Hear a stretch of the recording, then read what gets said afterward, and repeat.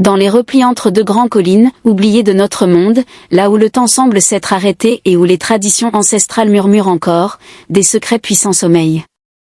Aujourd'hui, nous vous emmenons au cœur d'un village reculé, à la rencontre de Tata Bani, une vieille femme énigmatique, et d'un mystère qui va plonger une communauté dans la terreur. Si cette histoire de légende et de sombres révélations vous captive déjà, n'hésitez pas à vous abonner à notre chaîne et à aimer cette vidéo pour ne rien manquer de nos explorations des mystères les plus profonds. Votre soutien est notre plus grande force. Dans les confins d'un village reculé, camouflé entre deux collines nord et sud, vivait une vieille femme nommée Tata Bani. Depuis des années, elle menait une existence solitaire, coupée du monde. Pas d'enfants, pas d'amis, pas de visites. Sa silhouette courbée était une curiosité permanente pour les habitants, mais personne n'osait l'approcher. Elle se tenait à l'écart, un mur invisible de silence et de mystère l'entourait. Très rarement, Tata Bani sortait de sa demeure. Mais quand elle le faisait, c'était toujours au milieu de la journée, sous le soleil ardent, en direction de la brousse. Elle avait ses heures fixes, comme si un rendez-vous immuable l'attendait. Et immanquablement, elle revenait quelques heures plus tard, quelque chose d'enveloppé, comme de la nourriture, posé sur sa tête. Un rituel silencieux, répété pendant des décennies, alimentant les rumeurs et les peurs. Les parents du village avaient toujours formellement interdit à leurs enfants de jouer ou même de s'approcher de la demeure de Tata Bani. Son silence, son isolement, ses étranges sorties dans la brousse, tout cela nourrissait une superstition tenace. Tata Bani était un mystère que personne ne souhaitait percer, une figure énigmatique que l'on respectait par peur, mais jamais par affection. Pourtant, la curiosité est un feu difficile à éteindre. Un jour, un groupe de jeunes adolescents, fatigués des avertissements de leurs parents et désireux de prouver leur audace, décidèrent de percer le mystère de Tata Bani. Ils élaborèrent un plan, profiter de l'absence de la vieille femme lors de l'une de ses sorties rituelles pour s'introduire dans sa demeure. L'attente fut longue et tendue. Dès que la vieille femme s'éloigna suffisamment dans la brousse, les jeunes, le cœur battant à tout rompre, se précipitèrent vers sa hutte. Ils forcèrent l'entrée, pénétrant dans l'obscurité et le silence d'une maison qui n'avait jamais connu d'autres âmes que celle de sa propriétaire. Ils fouillèrent de fond en comble, bousculant des objets recouverts de poussière, des ustensiles anciens, sans trouver ce qu'ils cherchaient, un trésor. La déception commençait à gagner leur visage. Mais soudain, l'un d'eux repéra un coffre en bois, une malle ancienne, dissimulée sous une pile de vieux tissus. La malle était vieille, très vieille, couverte d'une épaisse couche de poussière, comme si elle était restée fermée pendant des décennies. Les jeunes, convaincus qu'elle recelait un trésor caché, se mirent à l'œuvre. Ils tentèrent de l'ouvrir, forçant les verrous rouillés, frappant le bois avec des outils de fortune. Des heures s'écoulèrent, leur détermination grandissant à chaque coup. Enfin, avec un grincement sinistre, la malle s'ouvrit. Les jeunes se penchèrent, le cœur battant, les yeux brillants d'excitation. Le trésor était à portée de main. Mais à leur grande surprise, ce n'est pas de l'or qu'ils trouvèrent. Un coq noir, d'une noirceur d'encre et d'une taille inhabituelle, bondit hors de la malle. Il battait des ailes avec une force inattendue, ses yeux rouges brillant dans l'obscurité. Les jeunes, horrifiés et déconcertés, poussèrent des cris de terreur. Un coq noir? Vivant? Enfermé depuis des décennies? La peur les submergea. Ils reculèrent, trébuchant les uns sur les autres, le cœur tambourinant dans leur poitrine.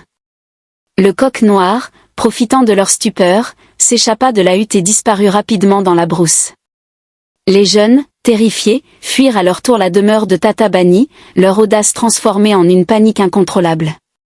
Tata Bani revint quelques heures plus tard, son paquet sur la tête, ignorant le drame qui s'était joué en son absence. En s'approchant de sa hutte, elle remarqua la porte forcée. Une angoisse la saisit. Elle entra, son regard se posa immédiatement sur la grande malle en bois. Elle était ouverte. La vieille femme se figea, le sang glacé dans les veines. Cette malle, un souvenir lointain et terrifiant. Elle lui avait été confiée des décennies plus tôt par un grand féticheur qui était venu passer la journée dans sa demeure. Le vieux féticheur lui avait avoué qu'un esprit mal intentionné vivait dans la grande colline du Nord, qui couvrait ce côté de la localité. Cet esprit ne voulait aucune présence humaine dans cette zone et s'en prendrait à la progéniture du village. Pour l'apaiser, le féticheur, très puissant, avait condamné l'un de ses fils dans cette malle, le gardant captif comme moyen d'échange pour convaincre l'esprit de laisser les habitants en paix. Il avait persuadé Tata de ne jamais chercher à découvrir ce mystère, en échange de garder ce secret pour le bien-être de la localité. En acceptant de cacher ce secret, elle bénéficierait des largesses de l'esprit et devrait se rendre de temps en temps dans la brousse pour trouver, sous le grand arbre de la colline, ses provisions offertes par l'esprit. Une confiance sacrée, un pacte scellé par la peur et le respect des traditions. Comprenant l'ampleur du désastre, Tata Bani, le corps tremblant, partit voir les sages du village. Elle leur expliqua, le désespoir dans la voix, que sa demeure avait été vandalisée par des jeunes du village et qu'ils avaient dévalisé la malle des secrets millénaires. Mais les sages, hommes d'un autre temps, semblèrent l'ignorer. Ils rirent, la traitant de folle, de vieille femme sénile, incapable de comprendre la gravité de la situation. Tata repartit, le cœur lourd, ignoré, mais la terreur dans le regard. Mais des mois plus tard, la vérité éclata. Le malheur, insidieux et cruel, commença à frapper. Les premières victimes furent les 3 jeunes qui avaient osé vandaliser la demeure de Tata. D'abord, des changements subtils dans leur comportement. Puis, des regards vides, des paroles insensées. Ils perdirent la raison, errant dans le village, des ombres d'eux-mêmes, leur famille désemparée par cette folie subite. Puis, un à un, ils disparurent. Sans laisser de traces, engloutis par un mystère que personne ne pouvait expliquer. La panique gagna le village. Les habitants commencèrent à se souvenir des avertissements de leurs parents, des récits sur la maison de Tata Bani.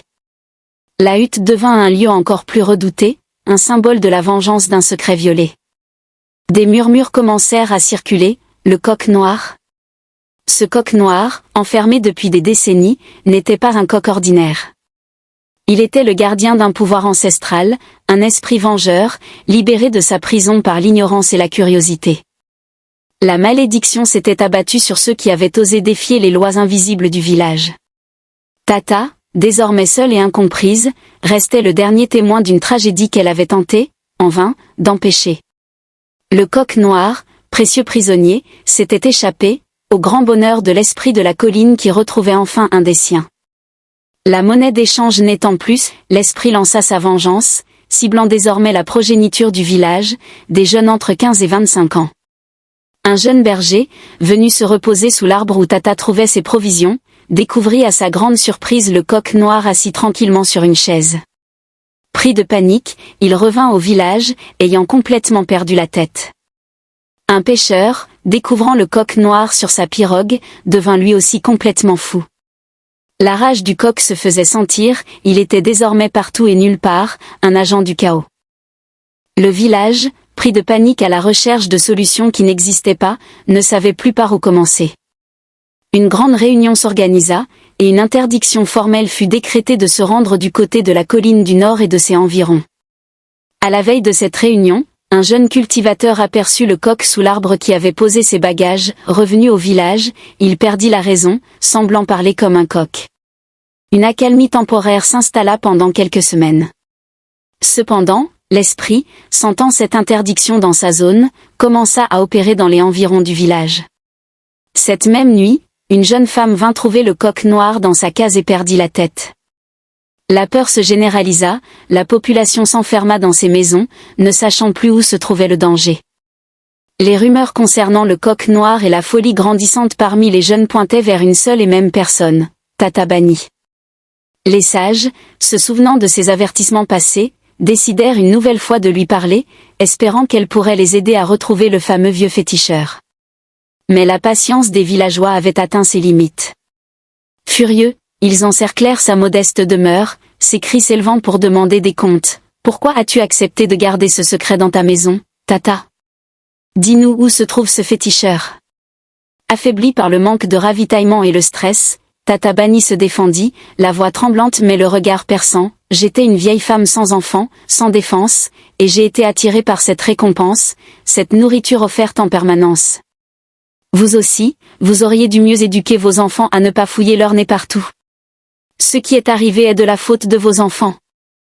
Je suis venu vous en parler aussitôt pour trouver une solution dans l'urgence, mais vous aviez ri de moi en me traitant de femme mystère. Puis, tout d'un coup, une lueur traversa son regard. Oui, s'exclama-t-elle, frappant son front. Il m'avait dit qu'il habitait vers la colline du Sud. Je me rappelle, la colline du Sud. Les villageois et les sages échangèrent des regards. Le village était stratégiquement situé entre deux grandes collines, celle du Nord, désormais interdite, et celle du Sud. C'était une piste, mais elle demeurait vague. Tata, n'ayant pu offrir de solution plus fiable, resta seule, les murmures des villageois se retirant sans que le mystère ne soit résolu. Puis, un jour, le fameux vieux mystérieux refit surface. Tata Bani, le voyant, fut prise d'une peur panique. L'homme était identique, inchangé depuis plus de 20 ans, portant les mêmes habits, le même regard. « Qui es-tu » craquait-elle, le souffle coupé, son esprit luttant pour comprendre. Le vieux s'approcha, son visage impassible. « Je sais que le secret enfoui dans cette mallette a été découvert. C'est une grave erreur. » Un habitant du village, attiré par cette apparition inattendue, Tata ne recevant jamais de visite, s'approcha, pensant que c'était le fameux vieux mystérieux tant recherché. Le vieux féticheur, devant Tata Bani et l'habitant curieux, révéla enfin son secret millénaire: je ne suis pas en réalité un être humain. Je suis un esprit, le fameux esprit de la colline du Sud. J'étais en confrontation avec l'esprit de la colline du Nord pour des questions stratégiques de nos frontières, qui se trouvent au milieu du village. Nos désaccords ont abouti à une confrontation, d'où la capture de l'enfant de l'esprit du Nord, que j'avais transformé en un coq noir, et dissimulé dans une mallette que je devais confier à un humain pour plus de sécurité jusqu'à la fin des hostilités. Maintenant que j'ai perdu ma monnaie d'échange, le coq, je me retrouve impuissant face à la colline du Nord, qui désormais contrôle la quasi-totalité de cette zone, et je suis en passe de déposer les armes. Tata s'écroula et s'évanouit, submergé par l'horreur de cette révélation. Le vieux habitant du village, sage et tremblant, demanda: « Et quel est le sort réservé à notre peuple ?» L'esprit pointa du doigt vers l'est: « Il faut quitter cette localité devenue trop dangereuse, sinon il va décimer votre progéniture. Vos enfants ont commis l'irréparable de libérer ce prisonnier que j'avais transformé en coq pour mieux dissimuler son identité. Il était la défense de votre localité. Vous devriez partir immédiatement. » Puis, l'esprit disparut aussi subitement qu'il était apparu. Le vieux du village sonna l'alarme. Des murmures, des cris, et la panique s'empara du village. Les gens rassemblèrent leurs maigres bagages et décidèrent de quitter cette localité désormais maudite. L'histoire de Tata Bani et du coq noir est un puissant rappel du poids des traditions et des dangers de l'irrespect. La curiosité, lorsqu'elle défie les limites du sacré, peut entraîner des conséquences dévastatrices. Ce n'est pas un simple conte, mais un avertissement. Dans les cultures où les esprits et les légendes tiennent une place importante, il est essentiel de respecter les croyances, même si elles nous paraissent étranges. Le coq noir, gardien d'un secret millénaire, a rappelé aux habitants du village que certaines portes ne doivent jamais être ouvertes. Et que derrière chaque légende, peut se cacher une vérité terrifiante. Si cette histoire de mystère et de conséquences vous a marqué, nous vous invitons à aimer cette vidéo et à la partager avec ceux qui, selon vous, pourraient en tirer une leçon. Laissez-nous un commentaire pour nous faire part de vos pensées. Et pour ne manquer aucune de nos prochaines explorations des récits intrigants et des légendes oubliées, n'oubliez pas de vous abonner à notre chaîne et d'activer la cloche de notification. Merci d'avoir suivi cette histoire poignante jusqu'à son dénouement. À très bientôt.